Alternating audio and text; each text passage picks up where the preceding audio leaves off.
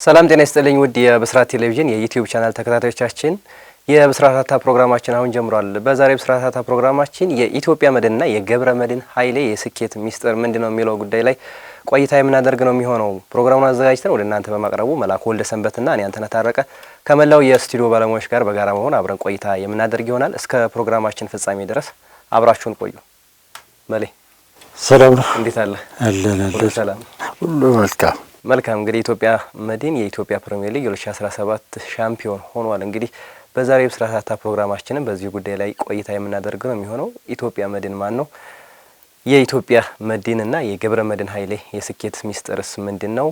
ወይም ደግሞ በኢትዮጵያ ፕሪሚየር ሊግ ላይ የሚያሳድረው ተጽዕኖስ ምንድነው? የኢትዮጵያ መድን ሻምፒዮና መሆን ሌሎችስ ከዚህ ትምህርት ምን ይማራሉ የሚለውንም እያነሳን ቆይታ የምናደርግ ነው የሚሆነው። መሌ በጣም ጥሩ አጀንዳ ይመስለኛልና እንግዲህ ኢትዮጵያ መድን የ2017 የኢትዮጵያ ፕሪሚየር ሊግ አሸናፊ መሆኑን አረጋግጧል። ይህን ያረጋገጠው ደግሞ ቀሪ 3 ጨዋታዎች ያሉት ነው። ይህ ሊሆን የቻለው ደግሞ ኢትዮጵያ ቡና በትላንትናው ዕለት እንግዲህ ከመቀሌ ሰባ እንደርታ ጋር 1-1 በሆነ ውጤት ጨዋታውን መጨረሱን ተከትሎ ኢትዮጵያ መድን የ2017 የኢትዮጵያ ፕሪሚየር ሊግ ሻምፒዮና መሆን ችሏል። ይህን ደግሞ ማድረግ የቻለው በታሪኩ ለመጀመሪያ ጊዜ ነውና ለመድን ትልቅ ታሪክ ሆኖ ተመዝግቧል። እንዲሁም ደግሞ አሰልጣኝ ገብረ መድን ኃይሌ 3 ጊዜ ያህል ከ3 የተለያዩ ክለቦች ጋር የኢትዮጵያ ፕሪሚየር ሊግ ዋንጫ በማንሳት እንዲሁ እሱም በታሪክ የመጀመሪያው አሰልጣኝ ሆኗል በኢትዮጵያ ፕሪሚየር ሊግ። እንግዲህ ኢትዮጵያ መድን ዘንድሮ አስደናቂ ጊዜን አሳልፏል። ማንም ሳይጠበቀውና ሳይገምተው እዚህ ደረጃ ላይ ደርሷል። እንዳልከው ኢትዮጵያ መድን በታሪኩ ለመጀመሪያ ጊዜ ከተመሰረተ ከ42 ዓመታት በኋላ ይህን ዋንጫ ከፍ ማድረግ ችሏል። ገብረ መድን ኃይሌም እንግዲህ በተለያዩ 3 ክለቦች መቀሌ ሰባ እንደርታ፣ ጅማ አባ ጅፋር፣ አሁን ደግሞ ኢትዮጵያ መድን ጋር ለራሱ አዲስ ታሪክን ጽፏል። ገብረ መድን ኃይሌ እንግዲህ በኢትዮጵያ እግር ኳስ ላይ ይሄ ድንቅ የሆነ ታሪክ ነው። ለገብረ መድን ኃይሌ ትልቅ ስኬት ነው። ትልቅም መነሳሳትም ለሌሎች ወጣት አሰልጣኞችም ትምህርት የሚሰጥ አይነት ጊዜና ያሳለፉት አሰልጣኝ ገብረ መድን ኃይሌ እንግዲህ ኢትዮጵያ መድን ዘንድሮ ማንም ሳይጠበቀውና ሳይገምተው አስደናቂ ጊዜን አሳልፎ 3 ጨዋታዎች እየቀሩት ሻምፒዮን መሆኑን አረጋግጧል። ትናንት ኢትዮጵያ ቡና እንዳልከው 1-1 ከመቀሌ ሰባ እንደርታ ጋር መለያየቱን ተከትሎ ኢትዮጵያ መድን 3 ጨዋታዎች እየቀሩት ሻምፒዮን መሆኑን አረጋግጧል። እንግዲህ ለኢትዮጵያ መድን ደጋፊዎችም እንኳን ደስ ያላችሁ ማለት እንፈልጋለን። በዚሁ አጋጣሚ እንግዲህ ኢትዮጵያ መድንን እያነሳሳን ቆይታ የምናደርገው የሚሆነው በዘንድሮ የኢትዮጵያ ፕሪሚየር ሊግ ሻምፒዮንነት ጉዞ ዙሪያ እንዲሁም ደግሞ አጠቃላይ ወደ ኋላ መለስም ብለን ታሪኩን እናነሳለን። ኢትዮጵያ መድን ማን ነው ከሚለው እንጀምራለን። መሌ ኢትዮጵያ መድን ማን ነው? እስኪ እንጀምር። ኢትዮጵያ መድን እንግዲህ በኢትዮጵያ እግር ኳስ ውስጥ በ1975 ዓመተ ምህረት የተመሰረተ ነው። ኢትዮጵያ መድን ሲመሰረት እንግዲህ የተመሰረተው በጤና ቡድን ደረጃ ነውና ከመስራቾቹ ደግሞ 3 ናቸው። አንዱ ከ3ቱ መስራቾች አንዱ ደግሞ ኢንስትራክተር ካሳሁን ተካ ነው። ኢንስትራክተር እንግዲህ ካሳሁን ተካ በጤና ቡድን ደረጃ ነው ወደ ስልጠናው ዓለም የገባውና የመድን ሰራተኛም ነበር በወቅቱ። በዛ ምክንያት እንግዲህ በሜሳማ ውድድር ላይ የሰራተኛ ቡድን ይሳተፍ ስለነበረና ያንን ቡድንም በቅርብ ያሰለጥን ስለነበረ ይጫወትም ስለነበረ በወቅቱ ኢትዮጵያ መድን በዛ አማካኝነት እንግዲህ ሊመሰረት ችሏል። 1975 ዓመተ ምህረት ነው ኢትዮጵያ መድን የተመሰረተው። የሚገርም ነገር ግን ኢትዮጵያ መድን በተመሰረተበት ዓመት ላይ በኢትዮጵያ እግር ኳስ ውስጥ ትልቅና ደማቅ አሻራውን ጥሎ አልፏል። ብዙዎች ዛሬ መድንን ሲያስታውሱት የሚያስታውሱት 1975 የነበረውን ቡድን ነውና ያን ቡድን በእውነትም ደግሞ ዝም ብለህ ስታያቸው እነማን ነበሩ የዛ ቡድን ተጫዋቾች ብለህ ስትመለከት በቡድኑ ውስጥ ያሉት ተጫዋቾች አብዛኞቹ በኢትዮጵያ ብሔራዊ ቡድን ደረጃ ላይ የደረሱ በኢትዮጵያ እግር ኳስ ውስጥ ደግሞ የራሳቸውን ደማቅ አሻራ ማሳረፍ የቻሉ ታላላቅ ተጫዋቾች የነበሩበት ስብስብ ነውና ያ ስብስብ ውጤታማነቱም ይታወቃል። እንግዲህ 1975 ክለቦች ሲመሰረቱ 50 ክለቦች ነው በአዲስ አበባ ደረጃ የተመሰረቱትና ከ50ዎቹ ክለቦች አንዱ ነው ኢትዮጵያ መድንና የዛ ጊዜ ከ50ዎቹ ክለቦች ውስጥ 10 ያህሉን በአዲስ አበባ ከፍተኛ ዲቪዚዮን የሚል ቡድን ወይም አንደኛ ዲቪዚዮን የሚል ለማቋቋም ተብሎ 50 ክለቦች የተሳተፉበት ውድድር ተደርጎ ነበርና በዛ ውድድር ላይ ኢትዮጵያ መድን አንደኛ በመሆን ነው የጨረሰው። የውድድሩ አሸናፊ ኢትዮጵያ መድን ነው። ያ ቡድን እጅግ በጣም ጠንካራ በአጨዋወቱ እጅግ በጣም የሚወደድ ቡድን የነበረ ነውና አስታውሳለሁ። ብዙዎች ይናገራሉ። እኔ በዛ ጊዜ ልጅ ነኝ ብዬ የሰማመን ያህል ነው ማስታውሰው። ነገር ግን በዛ ዓመት ላይ ኢትዮጵያ መድን ከሲሚንቶ ጋር ያደረጉት ጨዋታ ዛሬ ድረስ ታላላቅ ተጫዋቾች ታላላቅ ደጋፊዎች የሚናገሩት ጨዋታ ነውና ያ ጨዋታ በጣም የሚታወሰው እንግዲህ አንዱ ሌላውን በማሸነፉ ወይም በተቆጠረው ጎል ሳይሆን በዛ ጨዋታ ላይ እጅ ፎሪ መውጣት የተናፈቀበት ጨዋታ ነበር። እጅ ፎሪ እንኳን አይወጣም ነበር። በቃ ረጅም ደቂቃ ኳሱን ከዚህኛው ይቀበላሉ፣ እነዛኞቹ ይዛሉ፣ ከዚህ ይዛሉ፣ እነዛ ይዛሉና ኳስ ማይወጣበት እጅግ አስደማሚ የነበረ ጨዋታ እየታየበት ነው። አሁን ላይ እኮ በየደቂቃው ነው አይደለ ኳስ የሚወጣው። እንደውም ከኳስ ተጫዋቾቹ ይልቅ ኳስ አቀባዮቹ እጃቸው ይደክማል ይባላል እና ያን ጊዜ ግን ኳስ አይወጣም ነበር። መድን በጣም ነው ኳስ የሚችሉት የሚጫወቱት፣ ሲሚንቶ በዛ መጠን ነውና አሁን ላይ አንተ ባርሳ፣ አርሰናል፣ ሲቲ ምናምን ብለን የምንለው እግር ኳስ ያን ኢትዮጵያ ውስጥ ነበረ። በቃ የድሮ ሰዎች በዛ ዘመን የነበሩ ሰዎች ያንን ጨዋታ በተለይ ያስታውሱታልና ኢትዮጵያ መድን ከሲሚንቶ ያደረጉት ጨዋታ በቃ እጅ ፎሪ መውጣት የናፈቀበት ጨዋታ ነበርና መድን በዛ ብዙዎች ያስታውሱታል። ከዛም በኋላ በነበረው የኢትዮጵያ መድንም ቢሆን በዛው መቀጠል እየቻለ በኢትዮጵያ እግር ኳስ ውስጥ እንግዲህ ኢትዮጵያዊ ሊቨርፑል፣ ኢትዮጵያዊ አርጀንቲና የተባለው መድን ባጨዋወቱ ነው በኢትዮጵያ እግር ኳስ ውስጥ ትልቅ ደማቅ ታሪክ የነበረው ቡድን ነውና መድን እንደነገርኩ ትልቅ ገና ከጅማሮ ከትልቅ ነው የጀመረው። ሲነሳ በኋላ እያደገ መጥቶ የትልቅ የሆነ ሳይሆን ሲጀምር ጀምሮ ትልቅ ሆኖ የተመሰረተ ለእግር ኳሱ ከመጀመሪያው ጀምሮ ትልቅ ትኩረት የሰጡ አመራሮች የነበሩበት ክለብ ነው። ኢቭን በዛ ዘመን ላይ ከትጥቅ አቅም አንጻር አዲዳስ የሚል ትጥቅ የኢትዮጵያ ብሔራዊ ቡድን እንኳን ሳይለብስ መልበስ የቻለው ኢትዮጵያ መድን ነው። ኢትዮጵያ መድን ተጫዋቾች የሚለብሱት ልብስ የሚገርም ነበር።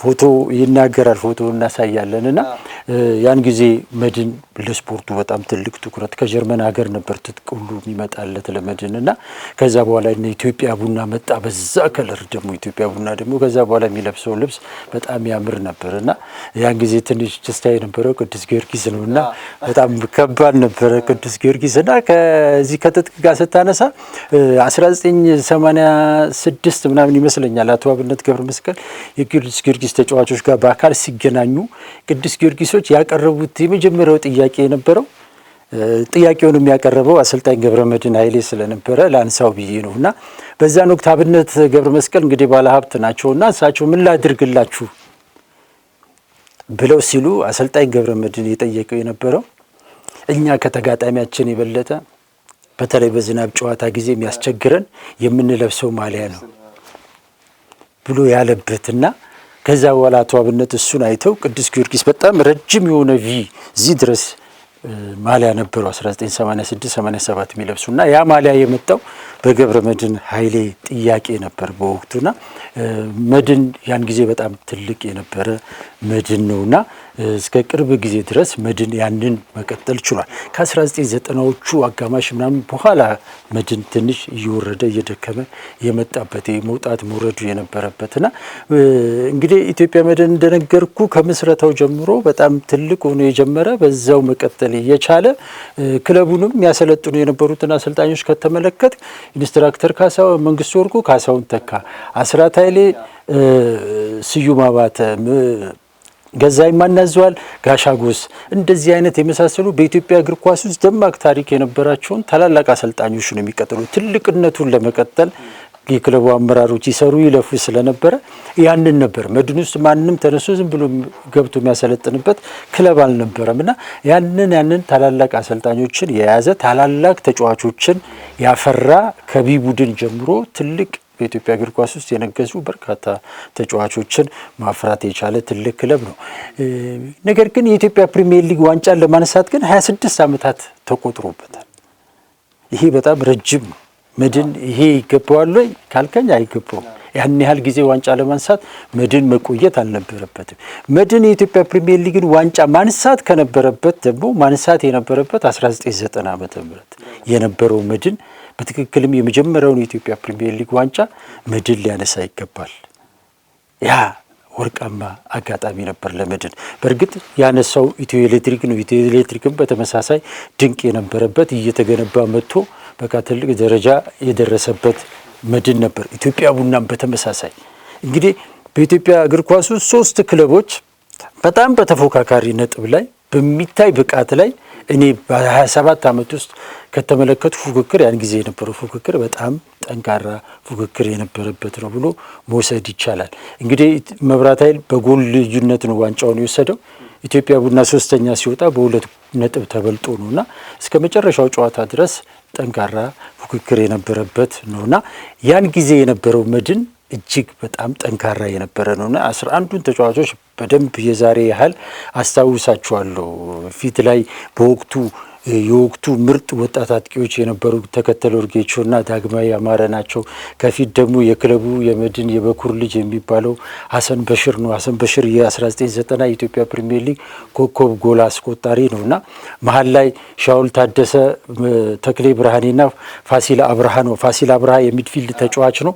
ሜዳ ላይ የማይረግጠው ቦታ የለም። ፋሲል ሁለገብ ተጫዋች ነው። በጣም ትንፋሽ ያለው ተጫዋች ነው። አንደኛው ዙር እስኪያልቅ ድረስ የሚገርም የዛ ጊዜ ኮከብ ጎል አግቢ ነቱን ይመራ የነበረው ፋሲል አብርሃ ነው። ካሰግድ ተስፋዬ ጋር ይፎካከር የነበረው ፋሲል አብርሃ ነው። ሀሰን በሽር ሁለተኛው ዙር ላይ ነው መጥቶ በርካታ ጎሎች አግብቶ ኮከብ ጎል አግቢ መሆን የቻሉና ከኋላ ደግሞ ብሩክ ካንቶና፣ ዳንኤል ማቻና ባሳዝነው ነበሩ። ከኋላ ደግሞ ታዋቂው ግብ ጠባቂ ይልማ ከበደ ጃሬ ነበሩና እነዚህ 11 ተጫዋቾች አሁን ካለው ቡድን ጋር ብታነጻጽረው የሰማይና የምድር ያህል በጣም ርቀት አላቸው። እነዛ በጣም ታዋቂ ተጫዋቾች ናቸው። 11ዱም በብሔራዊ ደረጃ ምናምን መጫወት የቻሉ ናቸው። ትልቅ ስም የገነቡ ናቸው። ከቡድኑ ጋርም አብረው የቆዩ ናቸውና ያ ቡድን ዋንጫ ድረስ ደርሶ መጨረሻ ሰዓት በጎል ልዩነት ተሸንፏል። በወቅቱ ዋንጫውን ለማጣቱ እኔ ምክንያት ብዬ የምለው የክለቡን አመራሮች ነው። በወቅቱ የቡድኑ አሰልጣኝ የነበረው አሰልጣኝ ካሳሁን ተካ ነው። ነገር ግን ከመጀመሪያው ዙር ጀምሮ በአሰልጣኙና በክለቡ አመራሮች መካከል አለመግባባቶች ነበሩ። የተወሰኑ ጋዜጠኞች በወቅቱ ይሄ የመድንን ቡድን አይወክልም የሚል ትችት፣ ተቃውሞ ይቀርብ ነበር። የክለቡ አመራሮችም ደግሞ ያንን ተቀብለው ከአሰልጣኙ ጋር ውጤትን ውሰድ፣ ጨዋታችንን መልስልን የሚል ክርክር ነበር። በዚህ ምክንያት ቲሙ እንዲያውም ሁለተኛው ዙር ላይ በጣም እየተረበሸ መጣና መጨረሻ ላይ አሰልጣኙ በቃ በዚህ ሁኔታ መቀጠል አልችልም ብሎ ሪዛይን አደረጉ። 2 ጨዋታ 3 ጨዋታ ሲቀር አካባቢ ማለት ከዛ ሌላ አሰልጣኝ መጣ። በዛ ምክንያት መድን ያን ጊዜ ውጤቱን አጣ እንጂ መድን በትክክል የኢትዮጵያ ፕሪሚየር ሊግን ዋንጫ ማንሳት ከነበረበት ትክክለኛ ብቃት የነበረው ቡድን ያ ቡድን ነበር። ብዙዎች ያን በዛ ሀሳብ የሚስማሙ ይመስለኛል። የ90ዎቹን ቡድን በደንብ የሚነሳ ነው። መድን ዋንጫ መብላት ያለበት ጊዜ ያ ጊዜ ነበረ። ይሄኛውን ጊዜ ማንም አልጠበቀውም፣ ግን ያ ጊዜ በደንብ የሚጠበቅ ጊዜ ነበረ።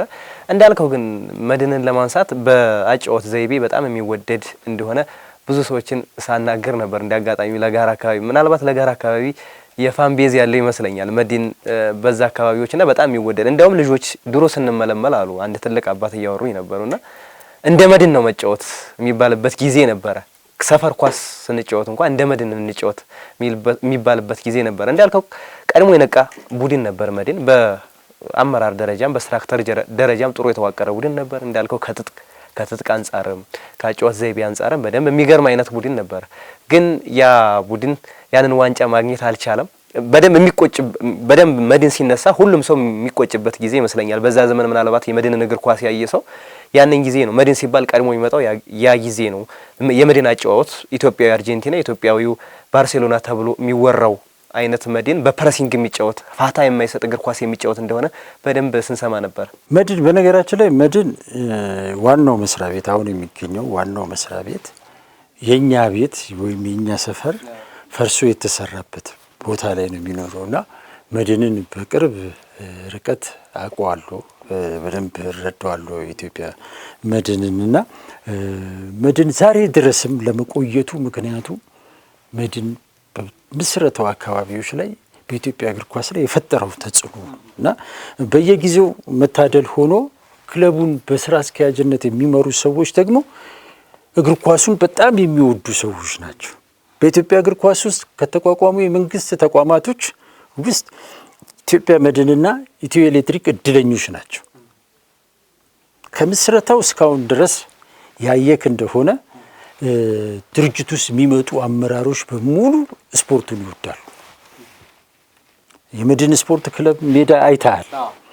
በቀደም ስትሄድ የተመለከትከው ሜዳ የራሱ ሜዳ ያለው አሁን ኢትዮጵያ ውስጥ ካሉ ሜዳዎች ሁሉ ምናልባት የባህር ዳሩን አሁን ላይ አላየውም እንጂ ስፖንጅ የሆነ ሜዳ የመድን ሜዳ ነው። መድን እንግዲህ እዚህ ላይ ሰርቶ ነው እዛ ሄዶ የሚጫወተው እና አሰልጣኝ ገብረመድህን ልብ ብለህ ከሆነ አዳማና ሐዋሳ ላይ የሚደረጉ ውድድሮች ላይ ቡድናቸው አዳማና ሐዋሳ ላይ እንዲቀመጥ አላደረጉም። ከአዲስ አበባ እየተመላለሰ ነው እንዲሰራ ያደረጉትና ለምን ብለህ ስለላቸው እዛ በቂ የልምምድ ሜዳ የለም። ለሻምፒዮና የምትጫወት ከሆነ ደግሞ ስራህን በትክክል የቤት ስራህን መስራት አለብህ። ልጆች በቂ ትሬኒንግ መስራት አለባቸው። በጥቂ የታክቲክ የቴክኒክ የስነልቦና ብዙ ስራዎች፣ ለዛ ደግሞ ሜዳ ያስፈልጋል።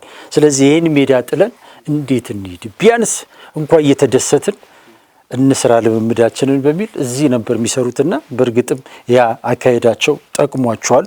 ለዋንጫውም አንዱ የጥንካሬ መገለጫ ነው። እዚህ ሜዳ ላይ ሰርተው እዛ ሄደው ለመጫወት የወሰኑት ውሳኔ ትልቅ ውሳኔ ነበር በአሰልጣኝ ገብረመድህን ኃይሌና ያን ሜዳ ሰርተዋል። ቀደም ሲል የተሰራውን አሮጌውን ካምፕ አይተሃል። አሁን ደግሞ ከጀርባ የሚሰራ እጅግ ዘመናዊ ካምፕ አለ። ከ2018 ጀምሮ ቡድኑ ሙሉ ለሙሉ ተጠቃሎ እዛ ላይ ይገባል እና ከጎሉ ጀርባ አይተሃል። አሁን አርጅቶ የቅጣት ምት ስፔሻሊስት እንዲሆኑ ተጫዋቾቹ ተብሎ የተሰራ ትልቅ ግንብ አለ። ቅጣት ምት እዛ ላይ ነው የምትመጣው እና ያንን ደግሞ ያሰሩት ኢንስትራክተር ካሳሁን ተካ ናቸው። ሜዳው እንዲሰራ ደግሞ ትልቁን አስተዋጽኦ ያደረገው ኢንስትራክተር መንግስቱ ወርቁ ነው እና መድን ትልቅ የሆኑ ስፖርቱን በጣም የሚወዱ አመራሮች ነበሩት። አሁን በቅርቡ እንግዲህ ኢትዮጵያ መድን ዘንድሮ ላስመዘገበው ውጤት አቶ ነጻነት ቀደም ሲል የነበሩ ስራ አስኪያጅ ወይም በድርጅቱ እንግዲህ ፕሬዚዳንት ናቸው ትልቁን ሚና ሲጫወቱ የነበሩት። አሁን ደግሞ አዲስ ተተክተው የመጡ ሰው አሉ። እሳቸው በጣም እድለኛ ናቸው። እንግዲህ በመጡ ማግስት ቲሙ ዋንጫ በልጧል። በአጋጣሚ ስጠይቅ ስለሳቸው በጣም እግር ኳስን የሚወዱ እና የአርሰናል ቀንደኛ ደጋፊ እንደሆኑ ነው የሚነገረው እና ስራ አስኪያጁ ተቀየሩ ሲባል የኔ ትልቁ ድንጋጤ የነበረው መድን ሊፈርስ ነው የሚል ስጋት ነበር። ምክንያቱም ብዙ ክለቦቻችን ታዋቂ ክለቦቻችን የድርጅት ስራ አስኪያጆች በተቀየሩ ማግስት ይፈርሳሉ። ስለዚህ መድን ላይ ግን አሁን የመጡ ስራ አስኪያጅ ኳስ ይወዳሉ። በዛ ላይ ደግሞ ኢትዮጵያ መድን ዋንጫውን ወሰደ። የኢትዮጵያ መድን ዋንጫ መውሰድ እንደውም በጣም ደስ የሚለው ነገር የመድን ህልውና በቀጣይ እንግዲህ አሁን ህዝባዊ ክለቦች እየበዙ ሲመጡ እንደዚህ አይነት ክለቦች እየቀጨጩ ነው የሚሄዱትና እንዳይፈርስ የሚል ስጋት ነበረኝና ለዛ ትልቅ ዋስትና የሚሆንበት አጋጣሚ የፈጠረ ነበር ለማለት ነው። እንግዲህ ኢትዮጵያ መድን አስደናቂ ታሪክ እንዳለው እንግዲህ ከበፊትም ይታወቃል። እንግዲህ በዛ ታሪኩ ግን ምናልባት ከምስረታው 1975ን ካነሳን 42 ዓመት የተቆጠረው ይመስለኛል። እንዲሁም በፕሪሚየር ሊግ አዲስ ከተዋቀረ በኋላ 90ዎችን ከቆጠረ ደግሞ 26 ዓመታትን አስቆጥሯል። እንግዲህ ያ ለኢትዮጵያ እግር ኳስ ትልቅ አሻራ የጣለው የሚገርም ነገር ድርጅቱ የሚቀጥለው ዓመት 50ኛ ዓመቱን ይደፍናል። ያው እጥፍ ድርብ የሆነ በዓል ነው የሚያከብሩት መድኖች። ዘንድሮ የተለየ ዓመት ነው ለኢትዮጵያ መድን አጠቃላይ እንደ ድርጅትም እንደ ክለብም በጣም ግሩም ዓመት ነውና ከዛ አንፃር እንደዚህ ከቆጠርን እነዚህን አይነት ዓመቶችን እንቆጥራለን። ግን ያ ክለብ እስካሁን ድረስ ዋንጫ ሳይበላ አሁን ላይ በገብረመድህን ኃይሌ ፊት አውራሪነት ከናፈቀው ዋንጫ ጋር አገናኝቶታል። ይህንን ካልን ዘንዳ እንግዲህ በታሪክ ተነስተን እንደዚህ አይነት በወፍ በረር ታሪኩን ከቃኘን የዘንድሮውን የኢትዮጵያ መድንና የገብረመድህን ኃይሌን ስኬት ማየት ይኖርብናል። እንግዲህ ኢትዮጵያ መድን ከጅምሩ ወደ ፕሪሚየር ሊጉ ሲጀመር ማንም ኢትዮጵያ መድን ሻምፒዮን ይሆናል ብሎ የገመተ አንድም ሰው አልነበረም። ምናልባት ግምት የሰጣቸው ክለቦች ሌሎች ነበሩ። ግን ያንን ፉርሽ አድርጎ የኢትዮጵያ መድን ገብረመድህን ኃይሌ በገብረመድህን ኃይሌ መሪነት ኢትዮጵያ መድንን ባለ ክብር አድርጓል። የናፈቀውን ዋንጫ ለኢትዮጵያ እግር ኳስ ገጸ በረከት የሆነውን መድን እንግዲህ በዋንጫ አንበሽብሾታል ማለት እንችላለን። እንግዲህ በኢትዮጵያ መድን ዘንድሮ ባደረጋቸው 31 ጨዋታዎች ወደ 19 ያክሉን ጨዋታዎች አሸንፏል። 5 ጨዋታዎችን ብቻ ነው የተሸነፈው። አሁን 7 ጨዋታዎችን ደግሞ ባቻ ውጤት ተለያይቷልና ይሄም ድንቅ ቁጥር ነው ለኢትዮጵያ መድን። በጣም ድንቅ ጊዜ ነው ማለት ከያዛቸው ተጫዋቾች አንፃር ምናልባት በስም ደረጃ ያን ያክል ወጥ ያለ ስም ያለው ተጫዋችን ላናገኝ እንችላለን። ምናልባት ሃይደር ልንጠቅስ እንችል ይሆናል። ከዛ በኋላ እነ ተከላካዮቹን ምናምን ልንጠቅስ እንችል ይሆናል። ዳዊት ምንተስኖት አዳነ እነሱ ልንጠቅስ እንችል ይሆናል። ግን ከዛ ውጭ ያሉት ተጫዋቾች በጣም ወጣት ተጫዋቾች በደንብ ደግሞ የሚገርመኝ ነገር ከገብረ መድህን ኃይሌ ኳሊቲዎች በደንብ የሚገርመኝ ነገር ለወጣቶች እድል መስጠቱ በተለይ በዘንድሮ የሚታይ እኔ አሁን ከማደንቃቸው ሊግ ውስጥ ምረጥ በማለት በፉልባክ ግራ ፉልባክ ውስጥ ያሬድ ካሳይን አለመምረጥ አልችልም። እኔ በጣም ድንቅ ጊዜ ነው ያሳለፈው። ይህም የሆነው ደግሞ በገብረ መድህን ኃይሌ ነው። እንዲሁም ደግሞ ወገኔንም ብታነሳ በቀይ መስመር በኩል እንደዛው እና በደንብ የሚታይ አይነትን ለውጥ ነው ያመጡት። ገብረ መድህን ኃይሌ ማለት በደንብ ሊያስመሰግናቸው የሚገባን አይነት በተጫዋቾች ላይም ሰርተዋል። በደንብ ዳዊት ተፈራ ጉታን የሚተጠቀሙበት ሃይደር ሸለፋን የሚተጠቀሙበት መንገድ በጣም የሚገርም ነበር። እነዚህም ሁሉ ነገሮች አድርገው ኢትዮጵያ መድንን ባለስኬት አድርገውታልና ከሱ እንነሳ። የስኬቶቹ ምስጢር ምናልባት የገብረ መድህን ኃይሌ እንዳለ ሆኖ ደግሞ ቀድመም ነካክተዋል፣ ለማንሳት ሞክረሃል። የአመራሮቹ ሚና ደግሞ አይተኬ ነው። በደንብ አመራሮቹ አንዳንዴ ነጻነት መስጠት ገብረ መድህን ኃይሌን በጸሎት ሉል ሰገድን አሰናብተው ገብረ መድህን ኃይሌን ማምጣታቸው እነዚህ ሰዎች ምን ያክል ትኩረት እንዲያደርጉ ዋንጫን እንዴት እንደሚፈልጉ ያውቃሉ። በልምድ ከልምድ አንጻር ገብረ መድህን ኃይሌ ከአሰልጣኝ በጸሎት ሉል ሰገድ የተሻሉ ናቸው። ከዛ አንጻር የሚፈልጉት ነገር እንዳለ እሱንም ትረዳለህና እሱንም እናንሳ። እንግዲህ ኢትዮጵያ መድን ዘንድሮ እንደጠቀስከው በ64 ነጥብ 19 ጨዋታዎች አሸንፎ በ5 ብቻ ተሸንፎ በ7 አቻ ወጥቶ 41 አግብቶ 13 ጎል ብቻ ተቆጥሮበት የኢትዮጵያ ፕሪሚየር ሊግ ሻምፒዮን መሆን ችሏል። ይህ እንዴት ሊሆን ቻለ ነው ዋናው ሚስጥር። የዚህ ሚስጥር ቀዳሚው ምክንያት ብዬ የምለው እኔ ወጥነት ነው። የቲሙ ወጥነት ለስኬት አብቅቶታል ብዬ አምናለሁ። መድን በሁለት አጋጣሚዎች ላይ ወጥ ፐርፎርማንስ ማሳየት ችሏል። ሁለቱ ደግሞ ወሳኝ ወቅቶች ላይ ነበሩ። መድን ሲጀምር አይተው ከሆነ በ4 ጨዋታዎች ላይ 3 አቻ ወጥቶ 1 አቻ ነው፣ 1 ተሸንፏል። ከዛ በኋላ ባደረጋቸው 12 ጨዋታዎች ውስጥ ማስመዝገብ ከነበረበት 36 ነጥብ 30ውን አሳክቷል። ይሄ ወደ 83 ወይም ከ80% በላይ እንደማለት ነው።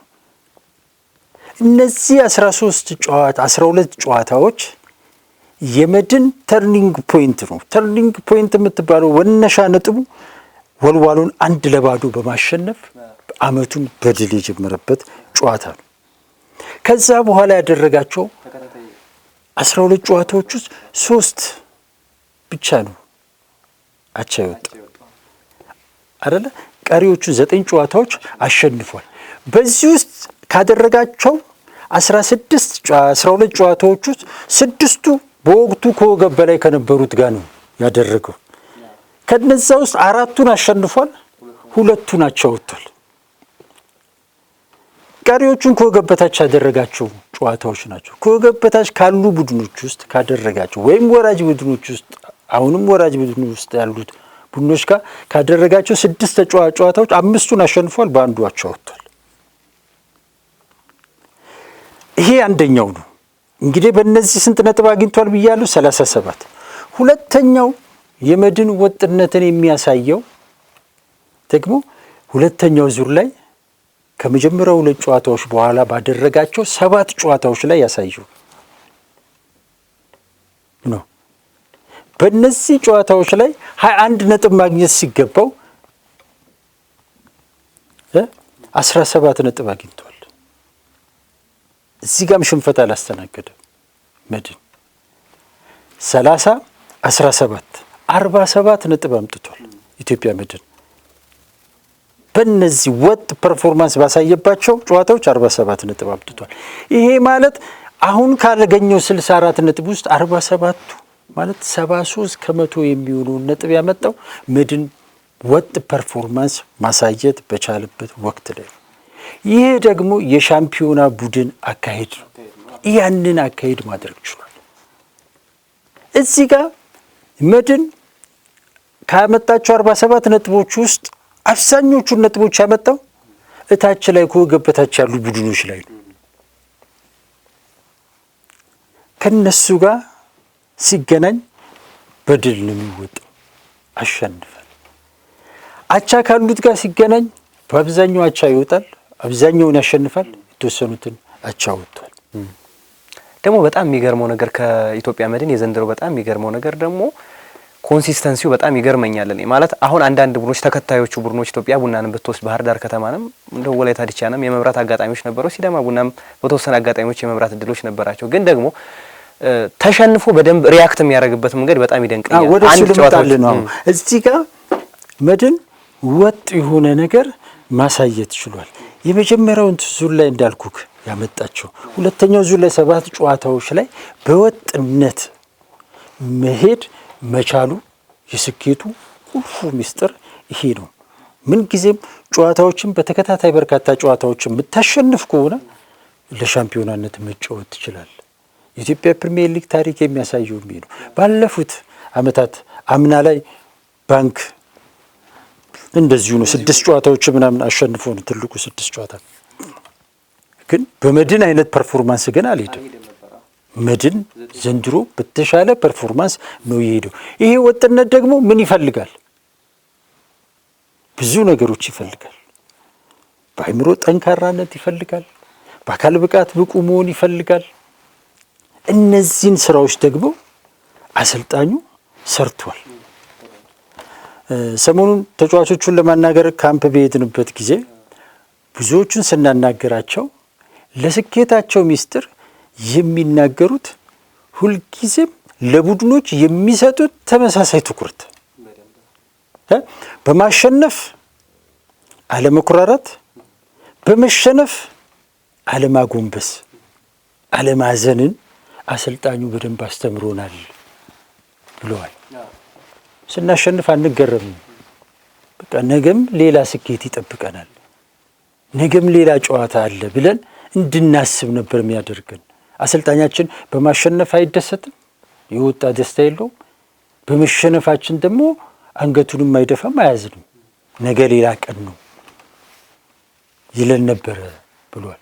ይህን ቀላል ነገር አይደለም። ብዙ ቲሞች ጋር ማታገኘው በቀላሉ የምትለው ካገኘም ይዘህ መጠበቅ ከባድ። አሁን ብዙ ቲሞች እኮ ኢትዮጵያ ፕሪሚየር ሊግ ላይ ታለ 3 ጨዋታ አሸነፈ ወይ 2 ጨዋታ 4 ጨዋታ ከዛ በኋላ ደግሞ ተመልሶ ደግሞ ሲወርድ ታያለ። አሁን ወላይታ ዲቻ ማንሳት እንችላለን፣ ባህር ዳር ምናምን ነገር ሌሎች ቲሞችን። ይሄ ኢትዮጵያ ፕሪሚየር ሊግ ላይ የብዙ ክለቦች ችግር ነው። ይሄንን አሰልጣኝ ገብረመድህን ኃይሌ ዘንድሮ ላይ መስበር ችሏል። በቃ ተጫዋቾቹ ሁሉንም ተጫዋች ስታናገር የሚነግር ነገር ይሄ ነው። በቃ አለመገረምን፣ አለማዘንን በሽንፈትም በደስታም። ይሄ ቀላል ነገር አይደለም። ሌላው ወጥነት ላይ እንድትሄድ የሚያደርግ የአካል ብቃትክ ነው። በአካል ብቃት ተጫዋቾቹ ዝግጁ ነበሩ። ሁሉም ጨዋታዎች ላይ ተመሳሳይ ፐርፎርማንስ፣ ተመሳሳይ እንቅስቃሴ ያደርጉ ነበር። ይሄ ደግሞ ስልጠናው ምን ያህል ጠንካራ እንደነበረ፣ ምን ያህል ፊት እንዳደረጋቸው ተጫዋቾቹን ትመለከታል። ለዚህ ጥሩ ማሳያ የሚሆነ መድን 31 ጨዋታዎችን ሲያደርግ 31 ጨዋታ ሲያደርግ በ31 ጨዋታዎች ላይ ከ50% በላይ የተጠቀማቸው ተጫዋቾች 10 ብቻ ናቸው። ከ10ሩ 8ቱ 75% የሚሆኑ ጨዋታዎች ላይ ተገኝተዋል። 10ሩ ደግሞ 50% የሚሆኑ ጨዋታዎች ላይ ነበሩ። እንግዲህ ከ26 እስከ 30 ተጫዋቾችን ነው መድን የያዘው በውድድር ዘመኑ። ነገር ግን የተጠቀማቸው ግን እነዚህን ተጫዋቾች። ይሄ ደግሞ ስልጠናውን፣ የክለቡን የረፍት አወሳሰድ፣ አመጋገባቸውን፣ ግንኙነታቸውን ብዙ ነገር የሚያሳይ ነገር። ይሄን ተጨባጭ ነገር መካድ አይቻልም። ኢትዮጵያ መድን ውስጥ ይሄን አይተናል። ወጥ ፐርፎርማንስ ማየት ችለናል። ጠንካራ የማሸነፍ ስነልቦና ተመልክተናል። በአካል ብቃት ብቁ መሆንን ተመልክተናል። ጤናማና ውጤታማ ግንኙነትን መድን ላይ ተመልክተናል። የቡድን አንድነት መንፈሱን ማምጣት በራሱ ትልቁ ነገር እሱ ነው። ጊዜ ሜዳቸው ላይ አይታቸው ከሆነ በጥፋትም ሲጠፋ ሲያለሙም ሲያጠፉም ተሰብስበው የሚመካከሩበት ሁኔታ ነበር። ታናሾቹ ታላቆቹን የማክበር ነገር ታይ ነበር። ሃይደር ሸረፋ የመሪነት ሚናውን ሜዳ ላይ በደንብ የሚታይ ነበር። ትንሹ አቡበከር ኑራም ቲሙን ሲመራ ትመለከታል። ወገን የገዛኸኝ እንደዛ ያሬድ ላይ ትመለከት ነበር እና ይሄ አንድነታቸው፣ ይሄ ህብረታቸው ወጥ ፐርፎርማንስ በሊጉ ላይ እንዲያሳዩ አድርጓል ብሎ መውሰድ ይቻላል እና አንዱ ምክንያት ይሄ ነው የመድን። ሌላው መድን ላይ የምጠቅሰው ነገር ጠንካራ የተከላካይ ክፍል ነበር። በኢትዮጵያ ፕሪሚየር ሊግ ወይም በየትኛውም ሊግ ላይ ብትመጣ ጠንካራ ተከላካይ ክፍል ያለው ሁል ጊዜም ሻምፒዮና ነው። የሻምፒዮና ቡድን መገለጫ ጠንካራ የተከላካይ ክፍል መገንባት ነው። አሰልጣኝ ገብረመድህን ኃይሌ ይሄንን በሚገርም ሁኔታ መገንባት ችለዋል። በሊጉ በ31 ጨዋታዎች የተቆጠረባቸው 13 ጎል ነው። የሊጉን የአማካይ የ3 ዓመት ዳታ ከተመለከትክ ደግሞ ሻምፒዮና የሚሆን ቡድን የሚቆጠርበት ጎል 20 ነው። ስለዚህ በ7 መቀነስ ችለዋል አሰልጣኝ ገብረመድህን ኃይሌ። 13 ጎል ብቻ ነው የተቆጠረበት። ይሄን ሲያደርጉ ግን ዝም ብሎ አልጋ ባልጋ የሆነ ነገር አይደለም። ተከላካይ መስመሩ ላይ ብዙ ጊዜ ችግሮች ነበሩ፣ ጉዳቶች ነበሩ። ለምሳሌ ያሬድ መጀመሪያ አካባቢ በጉዳት አልነበረም። ሚሊዮንን አጥተውታል። ሚሊዮን በኋላ ላይ 12 ጨዋታ በኋላ ሚሊዮን በጉዳት በጣም ፐርፎርማንስ የነበረበት ሚሊዮን በእግር ኳስ ዘመኑ ትልቁን ጥሩ ፐርፎርም ዘንድሮ ነበር እያደረገ የነበረው። በኋላ በጉዳቱ ወጣ እሱ። በኋላ ዋንጫ እሱን ተክቶ ይጫወታል ሲባል እሱም በካርድ ምናምን ነገር ወጣ። አሰልጣኙ ተቸግረው ነበር። ነገር ግን ይሄን ክፍተታቸውን ግን በአግባቡ ግን መሸፈንና መቋቋም ችሏል። ተመልክተ ከሆነ ረመዳን የሱፍ የግራ መስመር ተከላካይ ተጫዋች ነው። ነገር ግን ረመዳንን አምጥተው ሊብሮ አጫውተውታል እኮ አሰልጣኝ ገብረመድህን ሊብሮ ላይ አጫውተውታል። ተከላካይ ላይ መስመር የመሀል ተከላካይ አድርገው አጫውተውታል። አጥቂ አድርገው አጫውተውታል። አሁን ላይ በኢትዮጵያ ፕሪሚየር ሊግ ውስጥ በኢትዮጵያ መድን ውስጥ ሁለተኛው ከፍተኛ ጎል አግቢ የቡድኑ ረመዳን የሱፍ ነው። ስለዚህ ሁለገብ ተጫዋች ነበር። ንጋቱ ነው የንጋቱ አጠቃቀሙ እንደዛ ነው። ንጋቱ የአማካይ ስፍራ ተጫዋች ነው። አሰልጣኝ ገብረመድህን ኃይሌ ግን እዛ ጋር ክፍተት ሲፈጠርባቸው ግን ንጋቱን ወደ ኋላ አምጥተው አጫውተውታል። ንጋቱ ነው እንግዲህ አመት ሙሉ ተከላካይ ክፍሉ ላይ አሁን በርካታ ጨዋታዎችን ማድረግ የቻለው ንጋቱ ነው። ወደፊት ስላሴ እንግዲህ የአማካይ ስፍራ ተጫዋች ነው። ወደፊትም ሲጠቀሙት ነበር። አንዳንድ ጨዋታዎች ላይ ፊት ላይ የሚጠቀሙት በክፍተቶች ላይ እየገባ እንዲጫወት አድርገውታል። በዚህ ላይ ድንቅ ብቃቱን እያሳየ ያለው አቡበከር ኑራ የሚገርም ደጀን ነበር። በ19 ጨዋታዎች ላይ ኢትዮጵያ መድን ምንም ጎል አልተቆጠረበትም። በ19 ጨዋታዎች ላይ በ12 ጨዋታዎች ላይ 13 ጎል የተቆጠረበት፣ ከአንድ ጎል በላይ አይቆጠርበትም። በአንድ ጨዋታ ብቻ ነው 2 ጎል የተቆጠረበት በባህር ዳር። ቢቆጠርበት እንኳ የሚቆጠርበት መድን አንድ ጎል ነውና 19 ጨዋታዎች ላይ ምንም ጎል ያላስተናገደ የሊጉ ሁለተኛው ግብ ጠባቂ ነው። የኢትዮጵያ ቡናው እስካሁን ባለው መረጃ በ31 ጨዋታ 20 ጨዋታዎች ላይ ጎል ማስተናገድ አልቻለም። የኢትዮጵያ ቡናው ግብ ጠባቂ